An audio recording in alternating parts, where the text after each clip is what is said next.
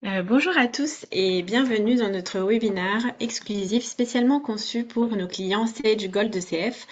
Comme chaque année, vous bénéficiez d'un éclairage concret avec notre partenaire expert Ernst Young sur un des sujets phares pour les DAF, la loi de finances 2025 est aujourd'hui enfin sortie. Au programme, nous allons décrypter ensemble les dernières évolutions comptables, fiscales et réglementaires. Pour nous accompagner aujourd'hui sur ces sujets, nous avons 5 spécialistes d'Ernest Young qui sont aujourd'hui là pour vous. Nous avons Olivier Galerno, avocat associé chez EY, Franck Berger, avocat associé spécialiste des réglementations et pratiques des autorités, Amaury Dallot, fiscaliste expert en e-finance, Alexis Boucheny, manager au sein du service comptable d'EY et diplômé d'expertise comptable. Et enfin, nous avons Damien Aubert, avocat associé spécialiste et expert en real estate. Aujourd'hui, ils vont nous partager leurs analyses et répondre tout au long de cette session à vos questions. N'hésitez pas d'ailleurs à les poser dans le chat. Nous allons consacrer un temps dédié à la fin du webinaire, 5 à 10 minutes de questions-réponses. Merci à tous pour votre présence. Je vais donner la parole à nos intervenants et je vous souhaite une bonne session. Merci. Alors, on va débuter par la fiscalité indirecte et par le groupe TVA. Donc, on va évoquer quelque chose qui existe déjà, enfin cette notion de groupe TVA qui existe déjà dans le Code général des impôts, hein, puisque c'est un mécanisme qui a été introduit dans la législation française en 2021 et qui est rentré en vigueur en 2023. Mais il y a une petite nouveauté, je l'aborderai à la fin de la présentation sur le groupe TVA, une petite nouveauté avec la loi de finances pour 2025, puisqu'il y a un dispositif d'exonération de taxes sur les salaires qui est couplé à l'instauration, ou tout au moins à la mise en œuvre de ce groupe TVA. Alors, pour mémoire, on vous a récapitulé sur ce slide les grandes modalités de fonctionnement, hein, du groupe TVA. L'idée est de constituer au sein de sociétés qui sont liées. Alors vous voyez, c'est ce qu'on vous a indiqué. Je vais le développer ensuite. Liées par des liens financiers, économiques et d'organisation. Donc, lorsque vous êtes dans un groupe de sociétés qui remplit ces conditions, vous pouvez constituer ce qu'on appelle un groupe TVA ou un assujetti unique, hein, dans la terminologie française. Et l'objet principal de ce groupe TVA va être de neutraliser toutes les opérations qui sont réalisées entre les sociétés membres de ce groupe TVA. Alors, neutraliser en TVA, ça signifie que ces opérations, donc que ces flux intra-groupes réalisés entre les membres, ne vont plus être assujettis à la TVA, ne vont plus être imposables à la TVA. Alors, il y a un certain nombre de conséquences à cela, notamment des conséquences en matière de taxes sur les salaires, puisque jusqu'à présent, certes, on neutralisait au plan de la TVA les flux internes, et ces flux internes étaient repris pour le calcul du rapport d'assujettissement à la taxe sur les salaires. Donc, c'est la raison pour laquelle, certes, ce groupe est effectif depuis 2023, ce mécanisme est effectif depuis 2023, mais compte tenu du coût de taxe sur les salaires qui pouvait engendrer, notamment dans des groupes où la TVA est récupérée et où hors système d'assujetti unique, il n'y a pas d'imposition à la taxe sur les salaires, il n'y avait pas d'intérêt majeur à mettre en place ce groupe, et c'est précisément ce point-là qui a été traité, et je l'aborderai tout à l'heure, qui a été traité par la loi de finances pour 2025. Donc, juste en quelques mots, avant d'aborder les conditions, sur le fonctionnement du groupe, en fait, ça revient, ce que vous pouvez garder en tête, ça revient à considérer que vous n'avez plus qu'une seule société assujettie, qui est cette assujettie unique. Les sociétés, les personnes morales qui sont membres de ces assujettis uniques, je peux m'exprimer ainsi, constituent plus des assujettis indépendants au sens de la TVA. Donc, vous allez avoir un groupe qui dispose d'un numéro de TVA qui lui est propre. Alors, chaque membre conserve quand même son numéro de TVA. Et puis, concrètement, comme vous n'avez plus qu'un seul assujetti, vous n'avez plus qu'une déclaration déposée auprès de l'administration fiscale, alors qui est quand même composée d'annexes, et ces annexes reprennent quand même les déclarations de TVA des différents membres qui comprennent les flux qui sont internes au groupe. Donc, si je passe au slide suivant sur les conditions pour mettre en œuvre un tel groupe, sont de trois catégories. La première et la principale, hein, c'est la condition qui est liée aux critères financiers, c'est-à-dire qu'il faut que les membres du groupe soient détenus à plus de 50% en capital ou en droit de vote, directement ou indirectement. Donc, c'est assez souple en réalité parce que on distingue capital, droit de vote. Et puis surtout en pratique, le périmètre du groupe peut comprendre ou non les structures qui détiennent les sociétés ou peut se limiter aux sociétés qui sont détenues de manière commune selon ce critère de détention. Donc il y a une grande flexibilité sur la constitution de ce groupe, ou tout du moins sur la définition de son périmètre. Vous avez deux autres critères qui sont un critère économique et deux un critère organisationnel.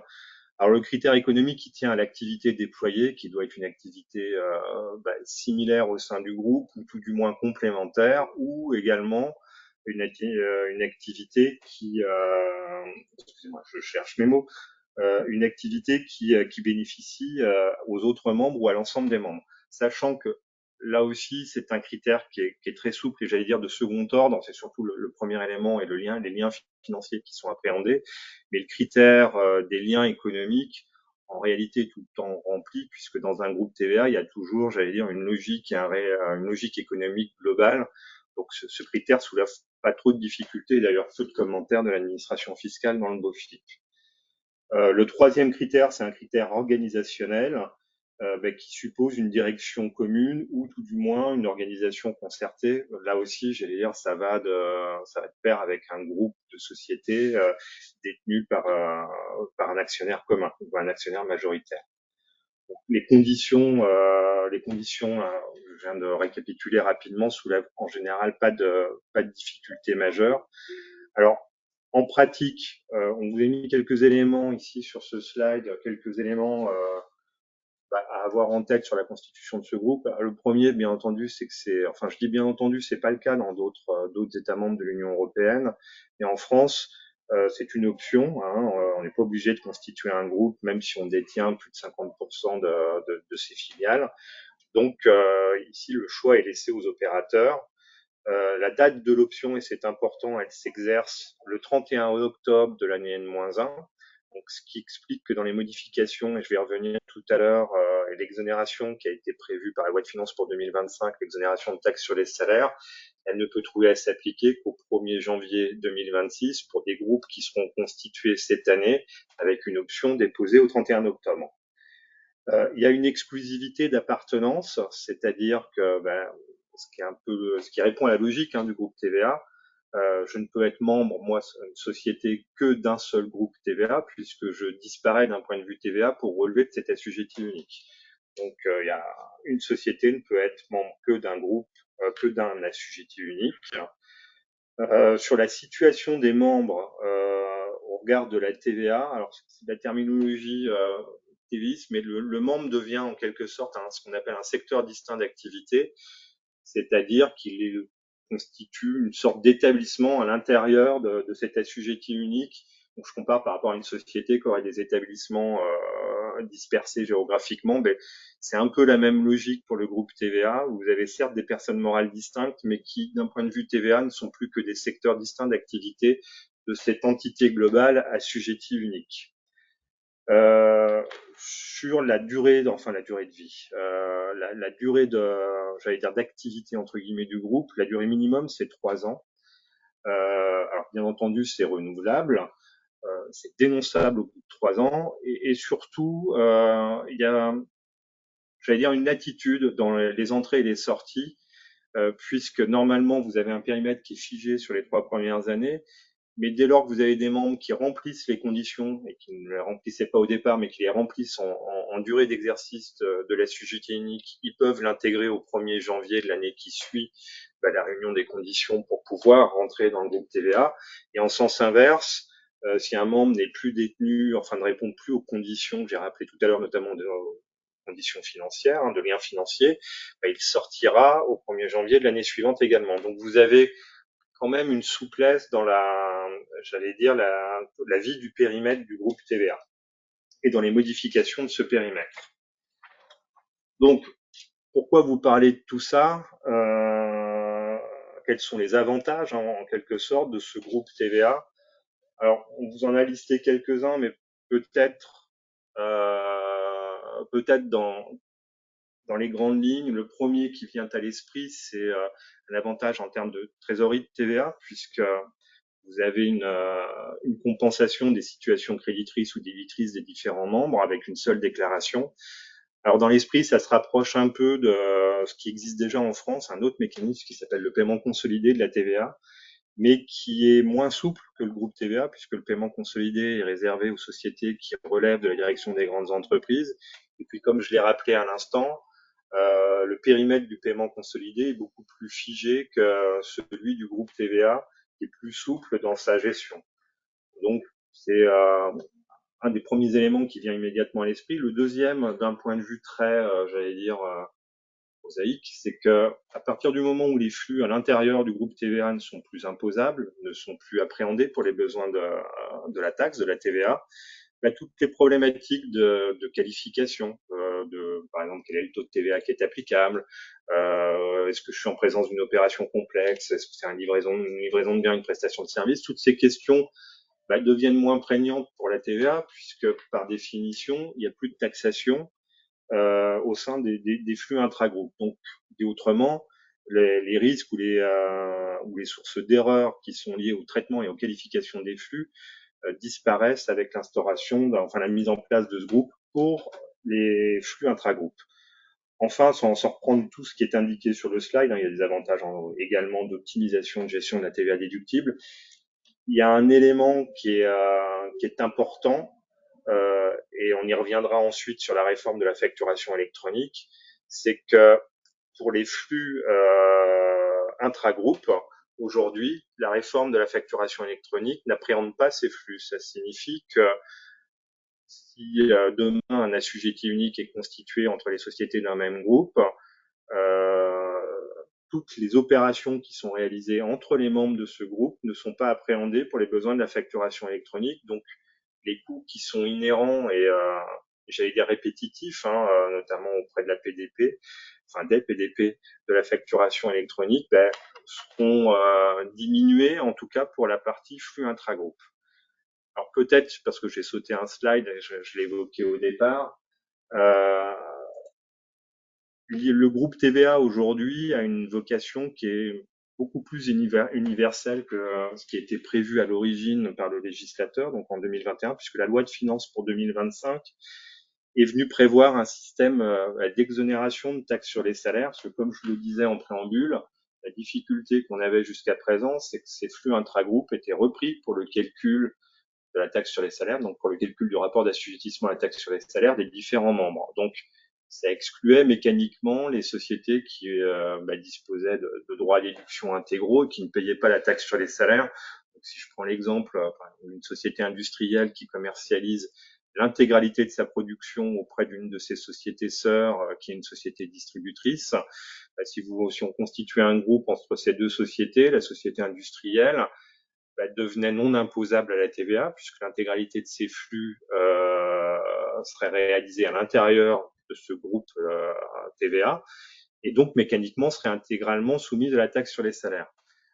Donc le champ du groupe TVA était extrêmement limité. En fait, il était limité au monde exonéré, et notamment au secteur bancaire et d'assurance.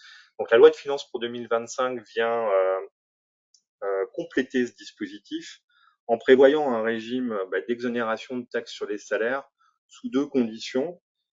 La première, c'est que le membre du groupe ne soit pas assujetti à la taxe sur les salaires s'il n'était pas membre du groupe. Et la deuxième, c'est que le groupe TVA réalise au moins 90, enfin que au moins 90% des opérations réalisées par ce groupe TVA ouvrent droit à déduction. Donc, lorsqu'on répond à ces deux conditions, donc autrement, si on constitue un groupe entre sociétés récupératrices de TVA, il n'y a plus de frottement de taxes sur les salaires et les avantages que je viens d'évoquer, et notamment le dernier qui concerne la réforme de la facturation électronique, reprennent tout leur sens. En tout cas, la question de la constitution de ce groupe TVA n'est plus pénalisée par ce surcoût de taxes sur les salaires. Transition sur Transition parfaite pour vous parler de la facturation électronique. N'hésitez pas à poser vos questions au fil de l'eau dans le chat, comme ça on les voit et le plus possible on vous répond. Alors, sur la facturation électronique, je vous parlais de la réforme de la facturation électronique en France et aussi de la directive européenne VIDA pour VAT in the Digital Age. Pour vous dire quoi? Pour vous dire que la facturation électronique, c'est un phénomène mondial qui est en train de se déployer de plus en plus. De plus en plus de pays mettent mettent en œuvre des obligations, soit de facturation électronique, soit de transmission d'autres documents, mais dans un format électronique, typiquement des documents de transport. Et il y a une forte accélération en Europe qui est en train de se passer, puisqu'on a des obligations déjà en Allemagne à partir de 2025 et dans de nombreux autres pays européens en 2026-2027, avec la France, la Belgique, la Slovénie, l'Espagne et ainsi de suite. Et puis la directive VIDA qui va rendre obligatoire la facturation électronique pour les flux intracommunautaires à l'horizon 2035, plus une obligation de reporting aussi, on va le voir. Donc un phénomène qui est en pleine expansion, ce qu'il faut retenir de cette slide.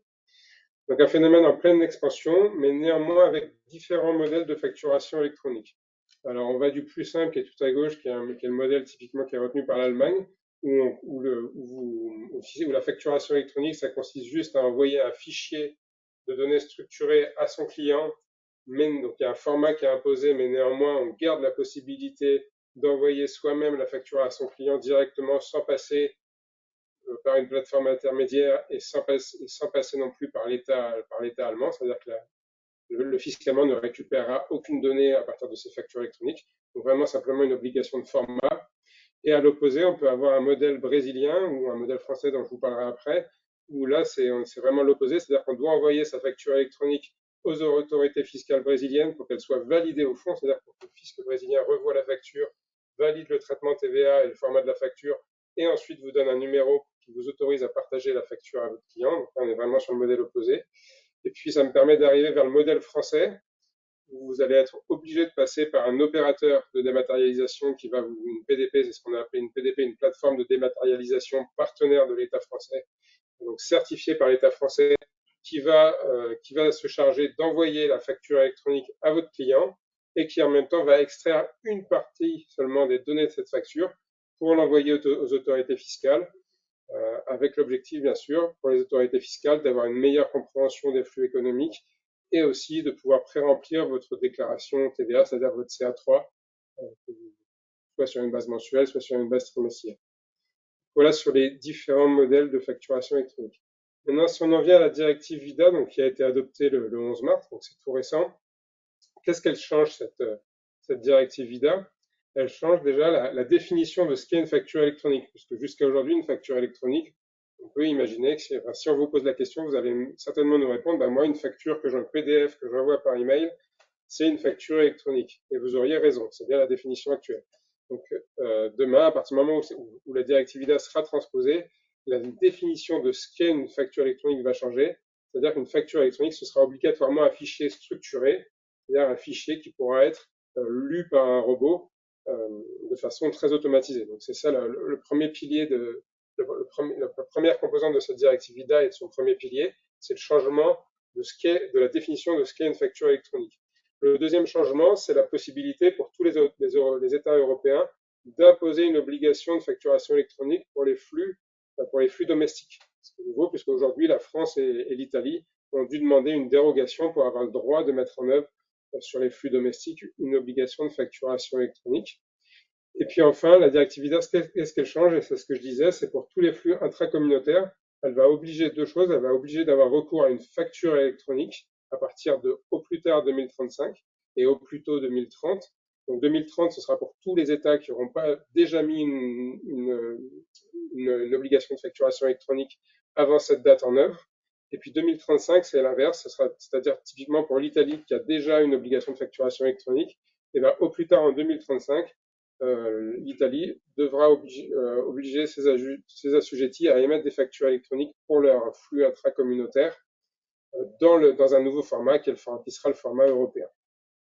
Je pense que j'ai rien oublié. Si j'ai oublié une chose, en plus de cette obligation de facturation électronique, il y aura une obligation de e-reporting, c'est-à-dire de déclarer le contenu de ces facturations électroniques aux autorités fiscales des différents pays européens qui se partageront ces informations. Donc voilà, sur la directive VIDA. Alors, qu'est-ce que ça change, vous allez me dire? Concrètement, ça change, que ce soit avec la facturation électronique en France ou avec la directive VIDA, ça change qu'aujourd'hui, vous partagez des informations à une maille agrégée, à un rythme qui est au mieux mensuel ou voire parfois trimestriel avec l'administration fiscale. Donc, c'est des données que vous partagez après coup ou sur demande de l'administration. Demain, vous allez transmettre des données à une maille transactionnelle très fine, puisqu'on va être à la maille ligne de facture, quasiment en temps réel. Donc pour la partie facturation électronique, ce sera en temps réel, et pour la partie reporting, ce sera J+10. Donc avec une maille très fine, et l'administration va pouvoir s'en servir pour cibler ses contrôles, bien sûr, et aussi, comme on l'a déjà dit, pour pré-remplir vos déclarations de TVA. Donc vraiment un Big Bang, avec du coup une nécessité de s'adapter. J'ai mentionné qu'il y a deux obligations pour la France, une obligation de e-invoicing, une obligation de e-reporting, qui dépend du statut de l'acheteur et du statut du vendeur, et puis du type d'opération aussi. Donc la nécessité pour vous de revoir vos flux et du coup d'être capable d'aiguiller vos différents flux de facturation sortants et entrants entre l'obligation d'invoicing et reporting. Et c'est important aussi de se dire que l'obligation de reporting, c'est pas que sur les ventes à des assujettis qui ne seraient pas français, c'est aussi sur les achats, sur tous les achats notamment de biens qui sont réalisés au sein de l'Union européenne, et sur tous les achats de services, y compris au-delà de l'Union européenne. Ça, c'est important de l'avoir en tête. Et puis une date d'entrée en vigueur de cette réforme de la facturation électronique en France qui dépend de la taille de votre entreprise. Donc si vous êtes une grande entreprise ou une ETI, vous avez l'obligation d'être en capacité d'émettre des factures électroniques dès le 1er septembre 2026. Ce n'est pas le cas pour la majorité d'entre vous. Par contre, pour tout le monde, dès septembre 2026, il faut être en capacité d'émettre des factures électroniques. C'est vraiment le grand changement. Et puis en plus de ces deux obligations principales que j'ai décrites, si sur vos ventes pour lesquelles vous n'avez pas opté pour la TVA sur les débits, donc sur vos ventes de services notamment, vous avez l'obligation aussi de transmettre des données de paiement. C'est une obligation supplémentaire qui tombe dans le e-reporting, mais qui est un e-reporting spécifique. Alors, je pense que vous avez suivi les différents rebondissements de la réforme de la facturation électronique en France, avec initialement le portail public de facturation qui devait être la PDP gratuite pour tout le monde, et notamment pour les PME et les TPE, qui finalement est en très grande partie tombé à l'eau, puisque le portail public de facturation, il ne reste que la partie concentrateur pour l'État, c'est-à-dire la partie qui va permettre à l'État de récupérer certaines données des factures pour être en capacité de cibler les contrôles fiscaux et de pré-remplir les déclarations de TVA, et aussi la partie annuaire.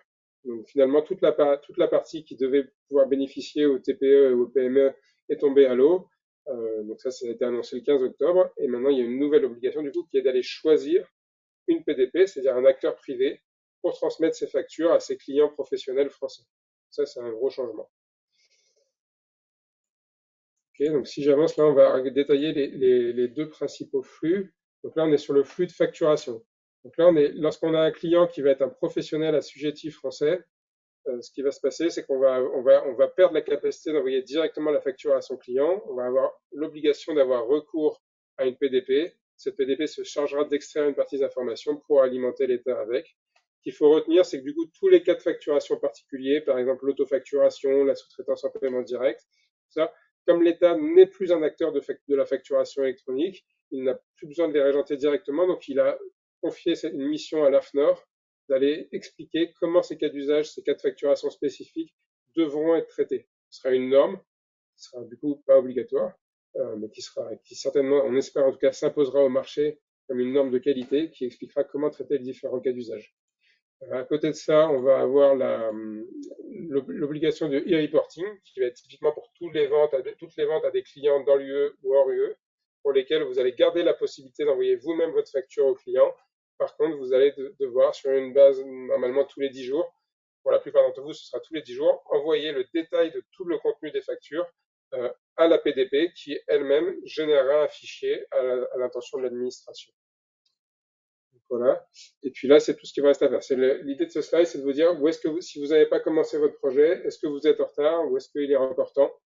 On peut vous dire qu'il est encore temps, mais que le timing est serré, puisque grosso modo, on considère qu'il faut à peu près un an entre le moment où on commence à revoir comment fonctionnent ces process de facturation et quels sont ces flux de facturation, et la capacité à commencer à émettre des flux de facturation électronique avec différentes étapes. Donc une étape, je dis, de revue de votre existant en termes de process, en termes de flux, de confrontation à la façon dont la réforme appréhende les différentes typologies de cas de facturation, le fait d'aller choisir sa PDP, de construire l'interface avec sa PDP, de réaliser tous les tests. Donc, grosso modo, on considère qu'il faut plus ou moins 1 an pour être capable de mener ce projet à bien. Donc, ça veut dire qu'il reste un peu de temps, mais pas tant que ça pour être prêt en septembre 2026. D'autant plus que vous avez intérêt à être prêt un petit peu en avance pour dérisquer le projet, puisque le 1er septembre 2026, c'est vraiment l'obligation d'être capable de recevoir des factures. Et bien sûr, on recommande d'être prêt quelques mois avant pour avoir le temps de retrouver ces petits. Voilà. Et donc sur la facturation électronique, j'en ai fini. On voulait juste mentionner un point sur les systèmes de caisse, puisque dans la loi de finances pour 2025, il y a eu une modification sur l'autocertification des logiciels de caisse, donc qui concerne que certains logiciels de caisse. C'était une partie des logiciels de caisse pour lesquels les éditeurs professionnels de solutions logicielles de caisse avaient la possibilité de s'autocertifier, c'est-à-dire d'autocertifier le fait que le logiciel était conforme à la réglementation en matière de système de caisse. Donc cette possibilité de s'auto-certifier a disparu avec la loi de finances 2025. Et là où le bas blesse, c'est que la loi de finances n'a pas spécifié elle-même comment cette modification doit s'appliquer dans le temps, c'est-à-dire à savoir est-ce que les logiciels qui préalablement à l'entrée en vigueur de la loi étaient auto-certifiés, est-ce qu'au lendemain du jour de la promulgation de la loi, est-ce que ces logiciels deviennent non conformes et du coup ne devraient plus être utilisés par les entreprises, ou est-ce que simplement cette possibilité de s'auto-certifier disparaît pour les nouvelles versions des logiciels? Là, il y a une question, il y a potentiellement un risque juridique et un risque éventuellement d'amende pour les entreprises qui utiliseraient des logiciels de caisse auto-certifiés. Et du coup, la loi ne précise pas comment elle s'applique dans le temps. Donc voilà une zone d'incertitude. Mais après, en pratique, de toute façon, pour recertifier un logiciel de caisse, il y a que 2 opérateurs qui sont autorisés, à savoir le LNE et l'AFNOR. De toutes les manières, c'est une démarche qui est longue, avec forcément des notions un peu d'embouteillage. Voilà donc ce qu'on voulait vous dire. On va passer directement, Franck, à ta partie. Oui, merci beaucoup. Donc, en ce qui me concerne, je vais vous parler de fiscalité directe et d'impôts locaux. Les slides qui vont dérouler sont plus relatives à la loi de finances, mais en introduction, je vais dire quelques mots de manière plus générale sur jurisprudence et contrôles fiscaux ou position des autorités fiscales. Position des autorités fiscales, hier ou avant-hier, on a eu la communication de chiffres du ministère sur le montant des redressements fiscaux et sur le recouvrement ensuite des contrôles fiscaux et des redressements. Et on voit qu'on continue de s'inscrire dans une tendance haussière où on a plus de redressements en montant et les autorités fiscales collectent plus d'impôts. Les messages qui sont passés par les autorités fiscales sont de maintenir une ligne dure de lutte contre l'évasion fiscale, contre la fraude. Pour preuve, les autorités fiscales continuent de communiquer sur le pourcentage des pénalités qui sont appliquées, où on constate qu'un redressement sur 3 génère au moins des pénalités pour manquement délibéré, donc de 40%, un redressement sur 3. Et par ailleurs, l'administration fiscale communique sur le fait qu'elle utilise bien évidemment des outils d'intelligence artificielle, de recoupement de données, de sélection de dossiers à partir d'outils informatiques. Et on est à ce jour dans un ordre de grandeur d'un contrôle sur deux. Un contrôle sur deux a fait l'objet d'une sélection ou a fait l'objet d'outils en liaison avec l'intelligence artificielle. Donc d'un côté, on a un message qui est assez dur sur le contrôle fiscal et les autorités, pour combler les déficits, vont continuer d'accentuer sur le versant répression, mais pour autant, l'administration ne fait pas l'économie d'un message sur le partenariat et sur la collaboration, mettant en avant le caractère citoyen et la nécessité de devoir payer l'impôt. L'administration invite les entreprises à participer à ce qu'on appelle le service du partenariat aux entreprises, qui fait suite à un service qui s'appelait le SMEC, le service de mise en conformité. Le message qui est véhiculé, c'est d'une certaine manière, les autorités seront dures avec les fraudeurs, mais seront plus ouvertes, voire conciliantes, avec les contribuables qui prendront à tâche des services des autorités. Et le fait est qu'en pratique, on constate une plus grande facilité de communication avec les autorités, pour autant qu'on prenne la tâche de services compétents et qu'on vienne discuter de certaines positions lorsqu'elles ne sont pas tout à fait explicites ou on a un doute sur leur application. Donc ça, c'est sur la posture des autorités telle qu'on le constate en France. Côté jurisprudence, on se retrouve avec probablement moins de décisions. Alors, je n'ai pas précisément les chiffres à l'esprit, mais on a une baisse des décisions jurisprudentielles qui, d'une certaine manière, sont le reflet d'une volonté des autorités de plus négocier avec les contribuables. Donc, un petit peu moins de décisions en tendance. Et on est toujours sur des thématiques relativement classiques finalement, avec des problématiques de fiscalité internationale, donc de prix de transfert, avec des débats jurisprudentiels sur les provisions, sur la capacité du contribuable à expliquer devant les juges des calculs dont il n'aurait pas su convaincre les autorités lorsqu'il était en contrôle. On a aussi des décisions sur le bénéficiaire effectif, où la décision sur le bénéficiaire effectif invite à aller chercher au-delà de la forme la substance. Et ça, c'est également une tendance générale. Pour reprendre un anglicisme, substance over form, on est vraiment sur le dépassement d'organisations formelles contractuelles pour aller rechercher ce qui économiquement fait sens. Et on a des décisions planètes, c'est une jurisprudence planète qui s'inscrit dans cette tendance. Donc ça, c'est sur la jurisprudence. Et si on bascule plus directement sur la loi de finances, donc promulguée mi-février, je ne vous redonne pas le contexte politique. Au plan financier, on a des déficits qui sont élevés. Le projet de loi de finances et la loi de finances, donc, qui a été promulguée dorénavant, visant un déficit budgétaire supérieur à 5% du PIB, 5,4% pour être précis. Donc, sans surprise, la loi de finances vise à limiter le déficit budgétaire. Et donc, à cet égard, il y a différentes mesures qui ont été adoptées. Alors, il y a des mesures qui sont vraiment très techniques. Et celle qu'on voit à l'écran sur pilier 2 et la réglementation GLOBE en est l'illustration.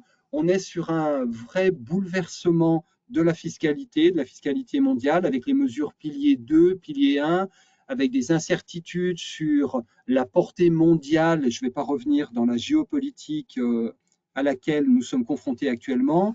Donc, quelle sera la portée précise?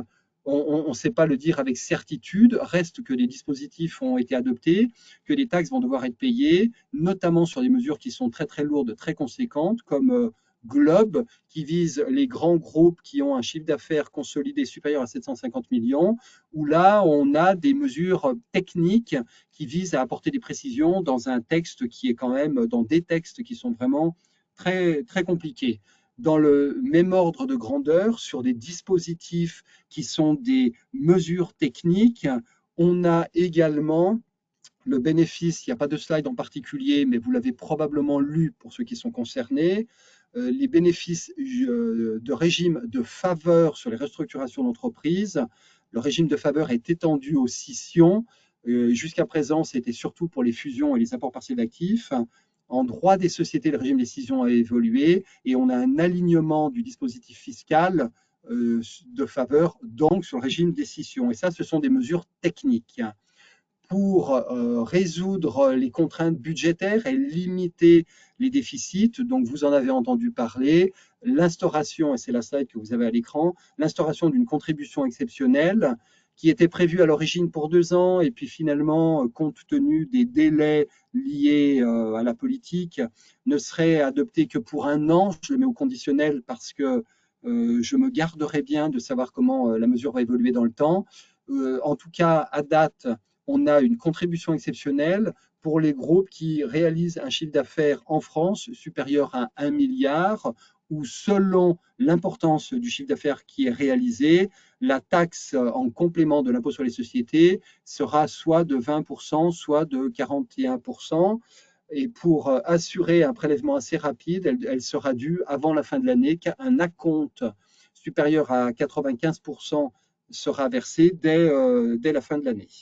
Donc il y a un certain nombre de mesures qui accompagnent le dispositif, un phénomène de lissage, donc je vous laisserai en prendre connaissance. Donc ça, c'est une mesure qui tente à réduire la portée des déficits. Et on peut continuer avec la slide suivante. Maurice, si tu peux passer à la slide suivante, s'il te plaît. Merci. Donc toujours sur le terrain de la réduction du déficit budgétaire, crédit d'impôt recherche. Donc c'est une mesure qui est phare, qui fait que la France présente une certaine attractivité par rapport à d'autres pays, d'autres dispositifs. Sans surprise, vous l'avez lu dans la presse, il y a des débats sur l'efficacité du dispositif du crédit d'impôt recherche. Et donc sans remettre en cause le principe même du crédit d'impôt recherche, on a des mesures qui tendent à en limiter la portée. La mesure la plus importante, c'est le second bullet point, la baisse à 40% des dépenses de personnel qui précédemment étaient à 43%. Ça, c'est la première mesure. Le second volet de mesure vise à supprimer l'éligibilité d'un certain nombre de dépenses. Donc, on va exclure de la base de calcul un certain nombre de dépenses comme la veille technologique, par exemple, la prise en charge de certains brevets, certificats d'obtention végétale. Ça, c'est le deuxième volet de mesure. Et le troisième volet, c'est la slide suivante, vise à mieux définir, en réponse à une décision jurisprudentielle, à mieux définir les subventions reçues par une société, les subventions reçues venant en déduction des dépenses qui sont retenues pour le calcul, ou suite à une décision du Conseil d'État, le législateur a retenu une définition plus générale en précisant qu'est une subvention publique, une subvention versée par une institution publique, mais également par une institution privée lorsque celle-ci exerce une activité qui est une délégation de service public. Donc un dispositif qui vise à réduire le crédit d'impôt recherche. En pratique, on voit quand même que le crédit d'impôt recherche fait, à l'occasion de contrôles fiscaux, souvent l'objet de débats avec des vérificateurs qui s'interrogent et sollicitent les entreprises qui cherchent à bénéficier du dispositif sur l'éligibilité des mesures qui sont retenues comme étant en rupture avec l'état de l'art, puisque c'est le point de référence. Donc, continuez de bien documenter vos positions pour montrer que vous êtes vraiment éligible au crédit d'impôt recherche. Une autre mesure dans la slide suivante qui, normalement, je vais laisser la slide se dérouler, va dans le même sens de la réduction des déficits fiscaux liés avec la CVAE. La CVAE qui devait être supprimée à compter de 2028, maintenant c'est à compter de 2030. Donc on reporte l'effort budgétaire sur les groupes compte tenu de la situation actuelle. Et comme la loi de finances a été adoptée tardivement, en 2025, il était trop tard pour maintenir un taux à 0,28. Donc, du coup, il y a une contribution complémentaire qui a été adoptée à l'effet de maintenir le taux historique qui était à 0,28%. Voilà pour la CVAE. Il n'y a plus d'autres slides pour toi. Voilà. Donc, du Alexis, coup, dans un environnement qui cherche à maîtriser les dépenses, voire à supprimer certains dispositifs pour assurer des recettes budgétaires plus élevées, pour maintenir la cible de déficit budgétaire à 5,4%. Et donc là, je passe la parole à Damien et Alexis. Merci beaucoup, Franck. On va terminer sur un sujet comptable. Justement, c'est sur le deux règlements, le règlement NC 2022-06 et 2023-03 qui on le verra en définitive, et un seul règlement, parce qu'il y a un seul effet en définitive. Je pense que c'est des règlements, enfin un règlement que vous avez entendu parler. On va le faire en 3 temps et on va juste vous rappeler rapidement le cadre normatif, mais ça va être hyper rapide parce que c'est pas là où les points d'attention sont apportés. Ensuite, on verra les impacts, le contexte et les enjeux. Et puis, vu le temps qu'on a, on fera un focus quand même sur le concept qui est le plus impacté par ce règlement, c'est le résultat exceptionnel. Donc, pourquoi 2 règlements? Alors, si tu peux revenir à la slide précédente, Oui. Amaury. Pourquoi 2 règlements rapidement? C'est qu'en fait, vous avez un règlement majeur qui est le règlement ANC 2022-06 qui en fait vient remplacer le PCG. Parce que le PCG, c'est en définitive, c'était un règlement. Le PCG, c'est un règlement qui s'applique sur la plupart des entités du secteur privé. Et par contre, il y a d'autres règlements pour le secteur privé. Vous avez, par exemple, sur les associations, vous avez l'ANC 2018-06. Donc lui, il a son propre règlement. Donc en définitive, le deuxième règlement que vous voyez à l'écran, le 2023-03, il vient prendre toutes les modifications du 2022-06 et les appliquer à tous les autres règlements périphériques du secteur privé que vous voyez là. Et puis vous voyez bien à droite celui des OSBL, donc associations, fondations, etc. Donc en synthèse, c'est en définitive un seul règlement, le 2022-06, et le 2023-03, c'est juste je prends les évolutions du 2022-06 et je viens les appliquer sur tous les autres règlements du secteur privé. Donc voilà, c'était juste pour un petit rappel pourquoi on parle de 2 règlements. Donc si jamais vous avez l'occasion voilà, de regarder des comptes, par exemple, d'associations ou autres, vous verrez que c'est pas forcément le 2022-06 qui s'applique, mais le 2018-06 modifié par le 2023-03. Est-ce que tu peux passer à la slide suivante? Juste une petite information. Donc, quel est l'impact en fait sur la comptabilité publique? Bon, en fait, il y en a pas forcément.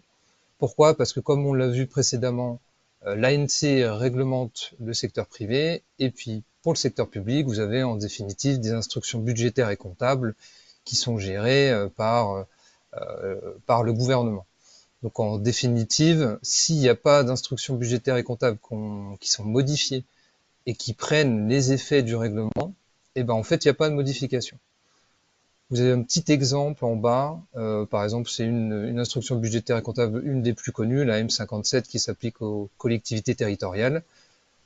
À date d'aujourd'hui, en fait, il n'y a pas eu de modification, donc vous pouvez avoir toujours les transferts de charges, par exemple, si vous voyez des comptes de collectivités territoriales. C'est pas choquant, parce qu'en fait, le règlement sur lequel on va développer un peu plus là, à l'instant, n'a pas d'effet sur cette instruction budgétaire.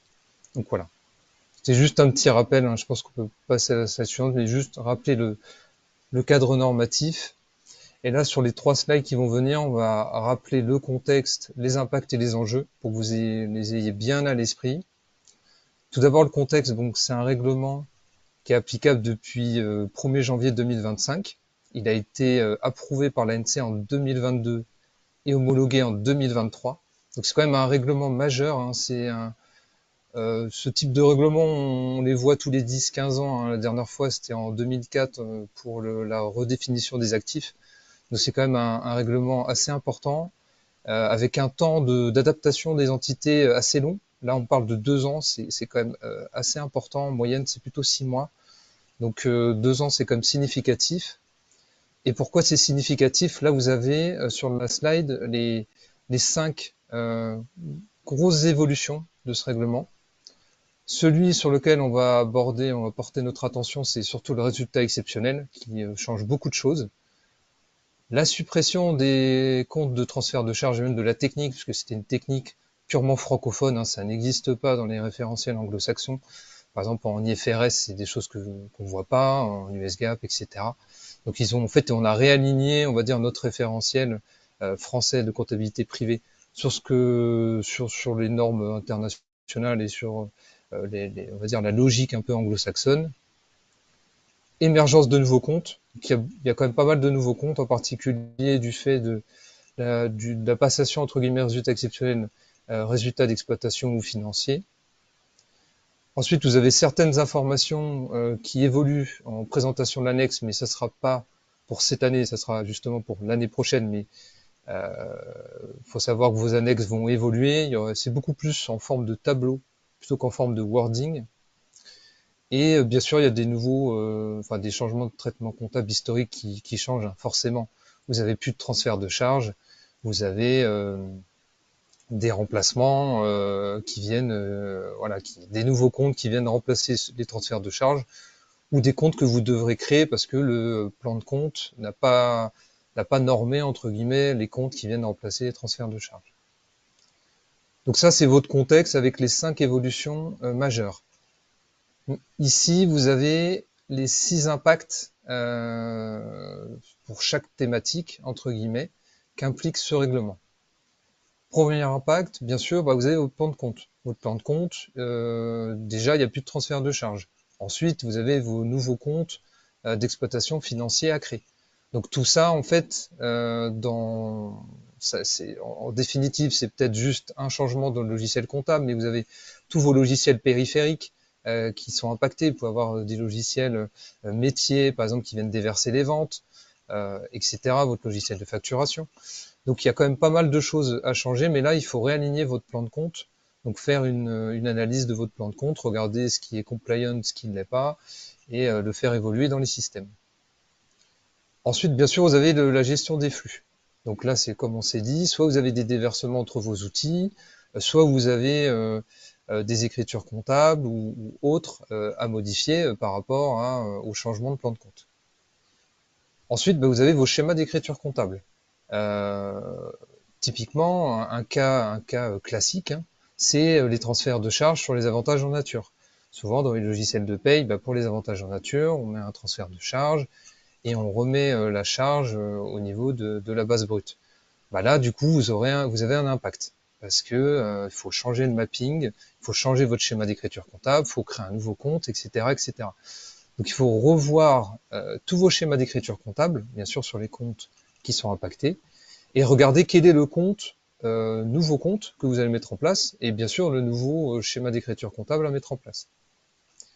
Et tout ce qui est aussi afférent à ça, donc vous pouvez avoir des modes opératoires avec des écritures qui sont figées de manière documentaire, faudra les faire évoluer également, les feuilles de travail aussi. Ensuite, bien sûr, vous avez vos comptes annuels. Comme on s'est dit, c'est surtout l'annexe qui va changer parce que les outils aujourd'hui, ils vont évoluer dans le temps, c'est-à-dire le bilan va évoluer, le compte de résultat va évoluer, les fourchettes de compte vont évoluer. Donc normalement, tout ça c'est pris de manière automatique, hein, bien sûr, si vos traitements comptables sont alignés avec le plan de compte. Par contre, sur l'annexe, souvent c'est un peu hors outil parce qu'on peut avoir des besoins spécifiques. Et là, on n'a pas encore de vraie vision de ce que vont faire les éditeurs au niveau des tableaux, vu que c'est beaucoup sous format de tableau. Mais souvent dans les annexes, vous savez, on a beaucoup d'informations extra-comptables. Et donc tout ça, il faudra bien regarder et bien s'assurer que tous les tableaux obligatoires, il y en a beaucoup, sont bien présents dans vos comptes annuels. Ensuite, cinquième impact, c'est des impacts fiscal et social. En définitive, il y en a vraiment deux. C'est la CVAE et la participation des salariés. Et le dernier, un peu plus de niche, entre guillemets, mais ça peut aussi vous concerner, si vous avez des accords d'intéressement ou des covenants bancaires, par exemple, ou même des clauses d'earn-out, vous avez souvent un KPI financier qui est calculé selon un référentiel, avec des méthodes de calcul, etc., etc.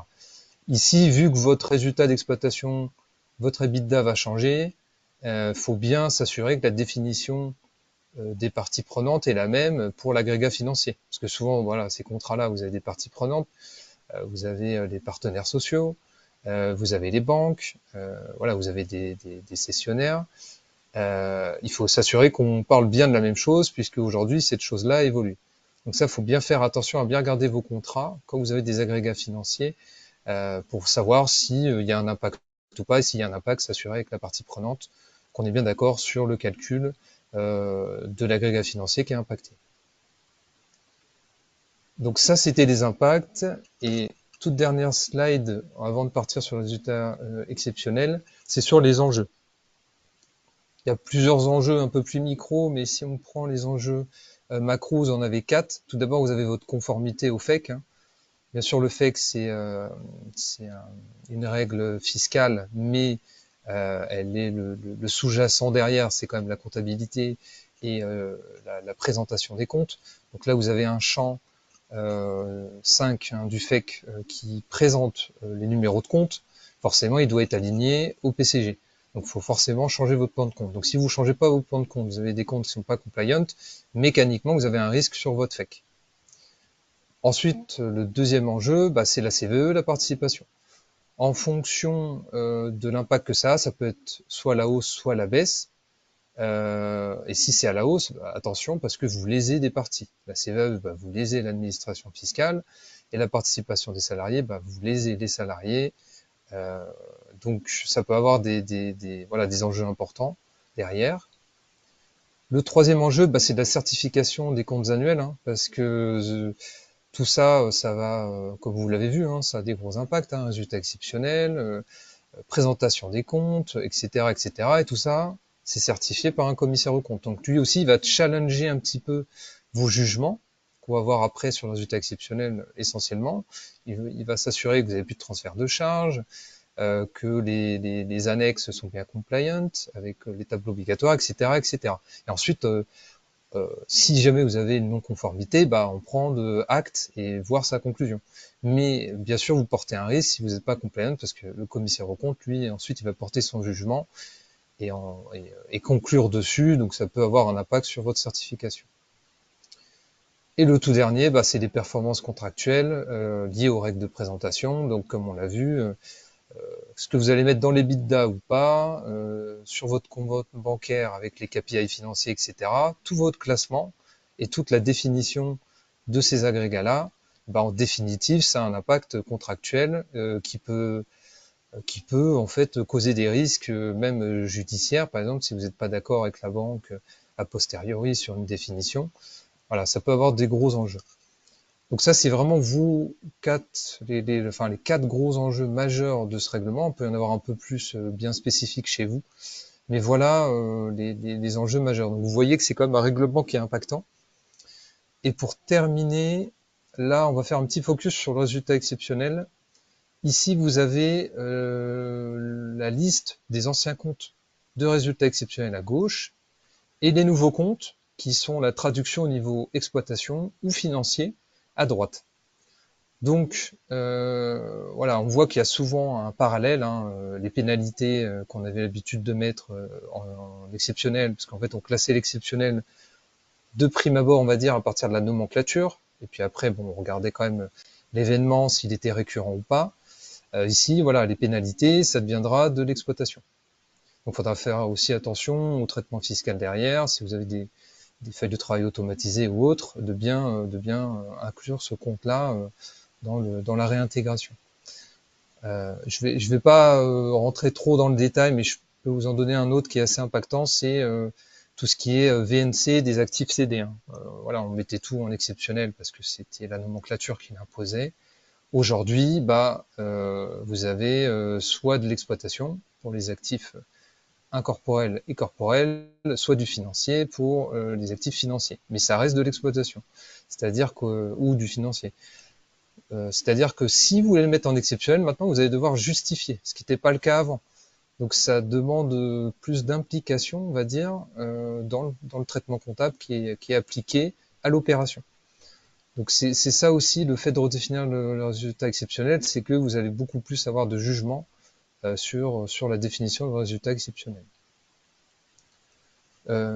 Si tu peux passer, voilà, il y a pareil, on va passer parce qu'il nous reste pas beaucoup de temps. J'aimerais bien aborder, voilà, le transfert de charge rapidement. Voilà, c'est variable.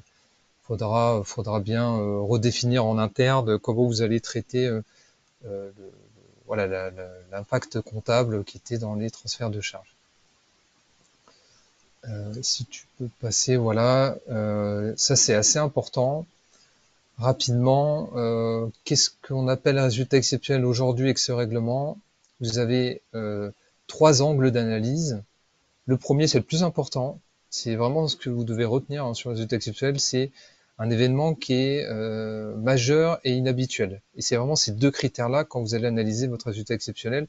Qu'est-ce qui est majeur, qu'est-ce qui est inhabituel? Ensuite, dans le deuxième angle d'analyse, c'est comptabiliser en application des normes fiscales.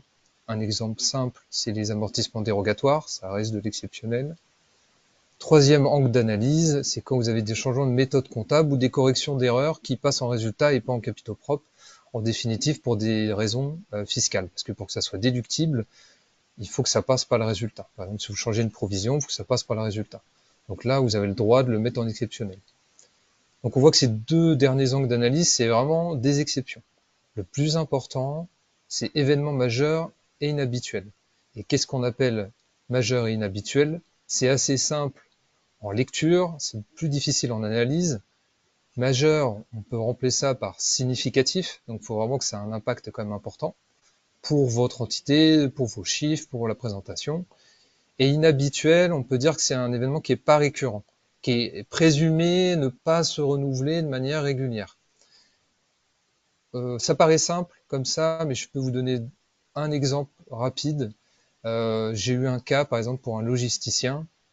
Il fait beaucoup de restructuration, mais dans son activité, c'est récurrent, donc c'est de l'exploitation. Alors qu'on aurait tendance à le mettre dans l'exceptionnel, ce type d'événement. Et ben là, pour lui, c'est de l'exploitation.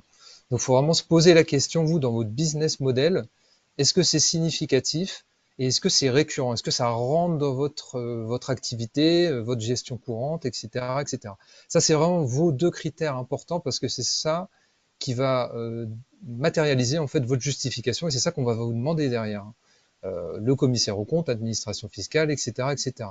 Donc, si vous devez retenir vraiment quelque chose sur le résultat exceptionnel, c'est ces deux critères-là et de bien pouvoir répondre à ces deux questions quand vous qualifiez une opération, un événement d'exceptionnel. Et à droite, rapidement, vous avez la nomenclature qui reste en exceptionnel. En définitive, vous avez les 672 et 772 qu'on utilise rarement, qui sont des impacts sur des exercices antérieurs, mais qui ont été constatés pour l'exercice en cours.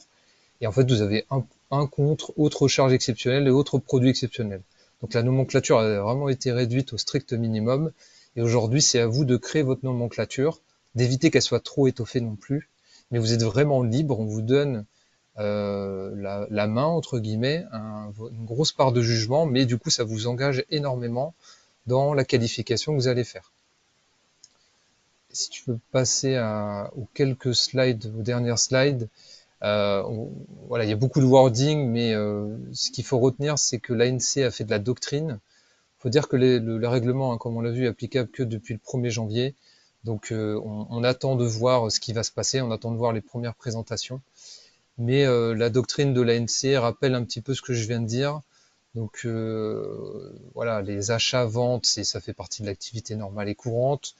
Que l'analyse, elle est spécifique à chaque entité. On ne peut pas la globaliser par groupe. On ne peut pas se dire, là, je suis un groupe, je qualifie telle opération ou telle opération d'exceptionnel pour tout le groupe. Ce n'est pas possible. Il faut vraiment rentrer et faire une analyse documentée par entité. Un même événement, il peut évoluer dans le temps. Il peut un jour être courant et devenir exceptionnel ou inversement. Il y a quelques exemples, voilà, des engagements, des investissements, expropriation, etc., etc. L'ANC vous prescrit, entre guillemets, de les qualifier d'exceptionnels. Là, c'est quand même beaucoup plus confortable. Et si tu passes on va passer directement à la dernière slide. On va passer celle-ci. Voilà, un petit logigramme pour vous poser la question pour qualifier une opération d'exceptionnel ou d'exploitation. Voilà. Il faut toujours se poser la question majeure ou inhabituelle. Est-ce que vous avez des charges qui sont liées à cet événement? Et voilà, est-ce qu'ils auraient été constatés ou pas à l'absence de cet événement? Si vous répondez oui à ces trois questions-là, comme vous le voyez, vous pouvez, entre guillemets, qualifier ça d'exceptionnel. Si c'est pas le cas, théoriquement, ça tombe en exploitation ou en financier.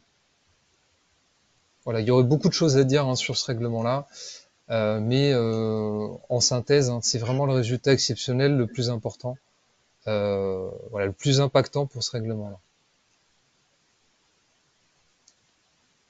Merci. Peut-être qu'on peut prendre quelques minutes pour des questions, si vous en avez. Jessica, je ne sais pas, il n'y a rien dans le chat, donc je ne sais pas si le chat est vraiment ouvert ou pas. Je vois qu'il n'y a pas de questions. Je rappelle que si vous avez des questions par rapport à tout ce que vous venez d'entendre, n'hésitez pas à poser directement dans le chat.